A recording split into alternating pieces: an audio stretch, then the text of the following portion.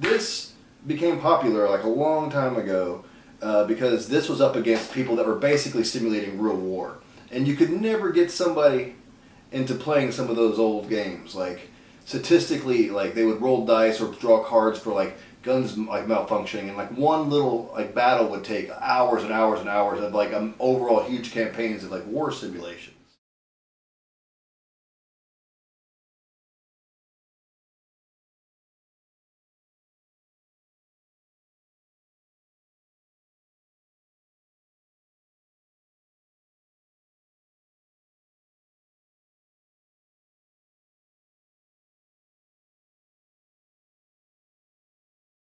Um, well, Risk is a very like push your luck kind of genre game, and I think those kind of games have kind of died out.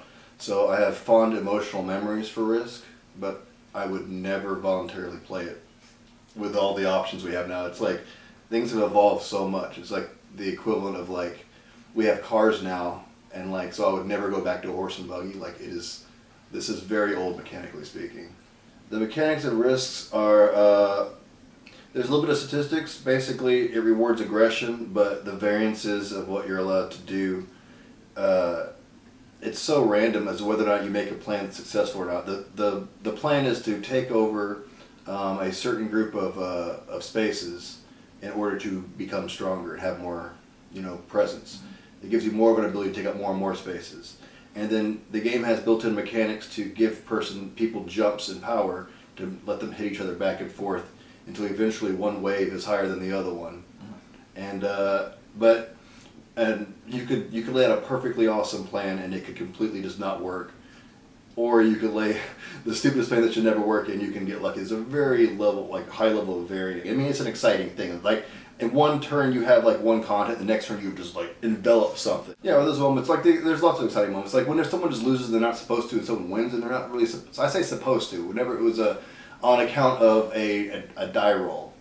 Those are exciting. It creates exciting moments, and there are still games that utilize that kind of thing, but not to this degree. And Risk bridged a lot of the people that were down modeling their train sets like in the '70s and playing those old like World War I and World War II board game simulations that would take weeks to finish a single game, and sort of translating what they thought was neat about it into a shorter scope and an easier to digest experience.